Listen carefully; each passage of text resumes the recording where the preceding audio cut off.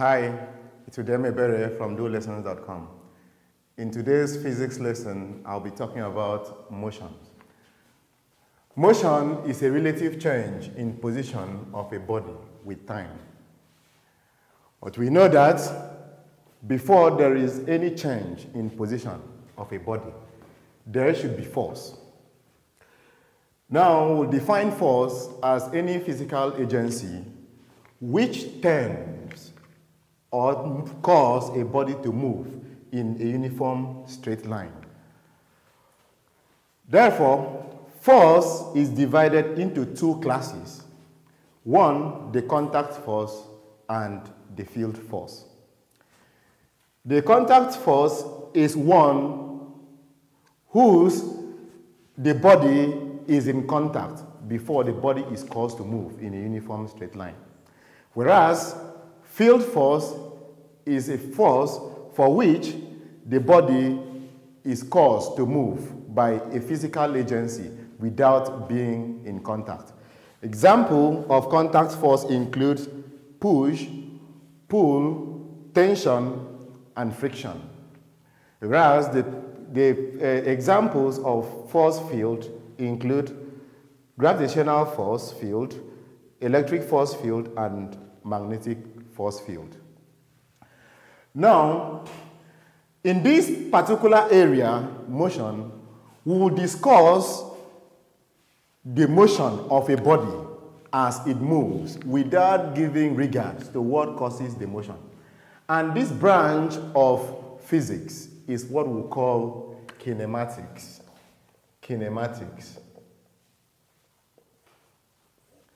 It is a branch of physics or mechanics in particular, for which studies the movement of a body without regards to what causes the motion. Parameters used in studying motion.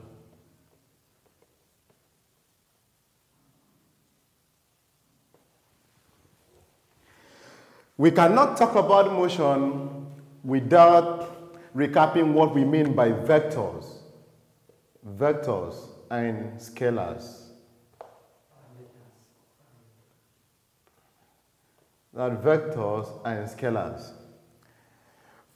Vector quantities are those physical quantities with magnitude and direction.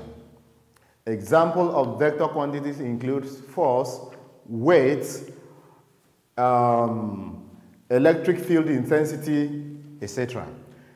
And scalar quantities are those physical quantities with magnitude without directions. Example includes the area, volume, density, energy, etc. One of the parameters used in studying motion includes 1. Distance. Distance is a measure of length of a position of a body with regards with its initial point. That is, it is a length which is stretched out from between a position of a body from its initial and its final point. And its units will be given in meters. Other units will include kilometers, etc. And it is a scalar quantity, displacement. Displacement is a distance in a specified direction. You see, it will have a magnitude as well as direction. So therefore, we call it a vector quantity, since it has a magnitude and direction. So it is a distance of a body in a specified direction. We also have speed. Speed is a rate of change of distance with time. Speed is a rate of change. Rate is a rate of change of distance with time.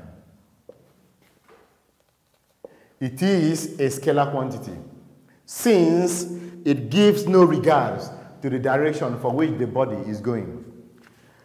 We'll also have velocity. Velocity is simply speed in a specified direction. Velocity is a speed in a specified direction. That is why it is a vector quantity. We'll also have acceleration. Acceleration. We define acceleration as the rate of change of velocity with time. So since velocity is a vector quantity, therefore acceleration is a vector quantity as well.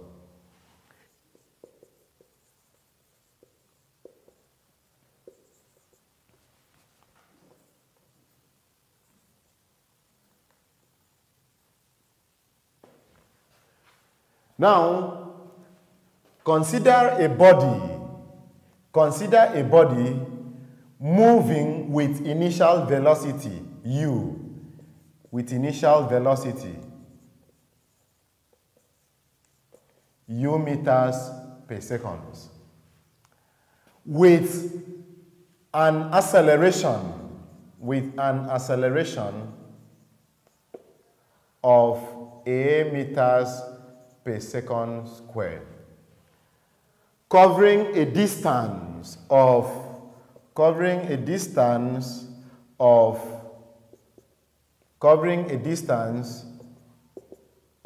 s meters in time, covering a distance of s meters in time t seconds, with a final velocity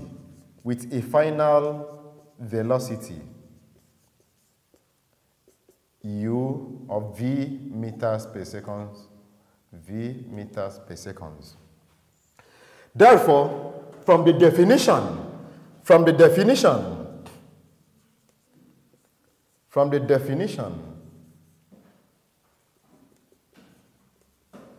of acceleration, we see that A is equal to the rate of change of velocity with time.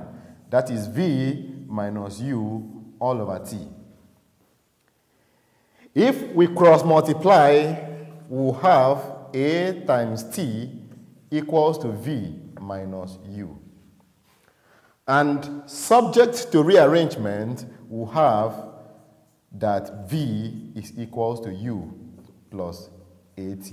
This is called the first equation of motion. Distance is equals to average velocity. That is the total distance covered is given as average velocity times time. That is, initial velocity here is u and the final velocity is v. So the average of that is v plus u all over 2. That is the average of that velocities times time. That is, distance is equal to half of v plus u times t. We can call this equation equation 2. Now, recalling from equation 1, that is, v is equals to u plus at. We'll substitute this in equation 2. Substituting in equation 2. Substituting in equation 2, we'll have that A is equal to half of v. Look at this. V is equals to u plus at. So I will put this value, u plus at, in place of v here, to have u plus at plus this other u here, then times t.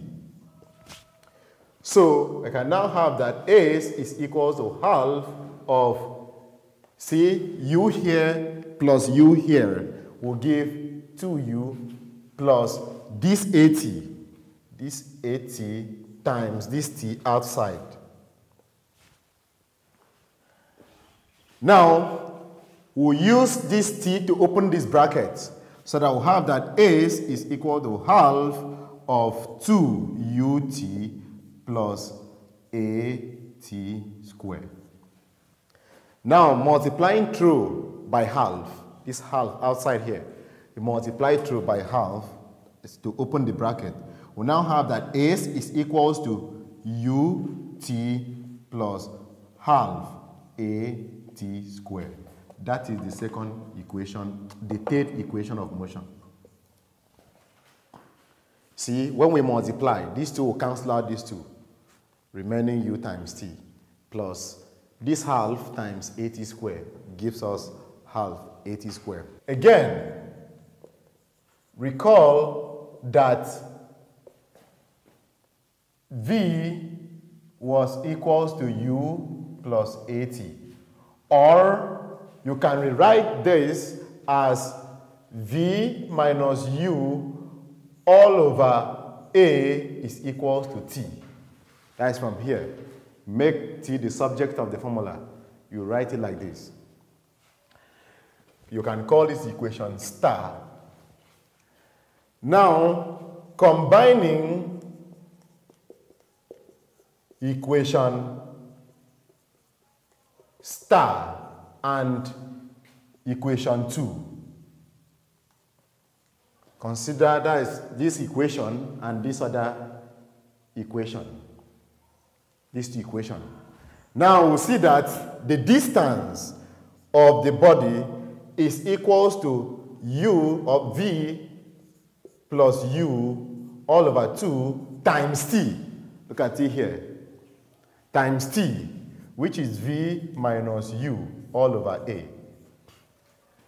Now, if we put this together, we have that s is equals to v squared minus u squared all over 2a. If you consider this in mathematics, this is difference of two squares. Now, multiplying through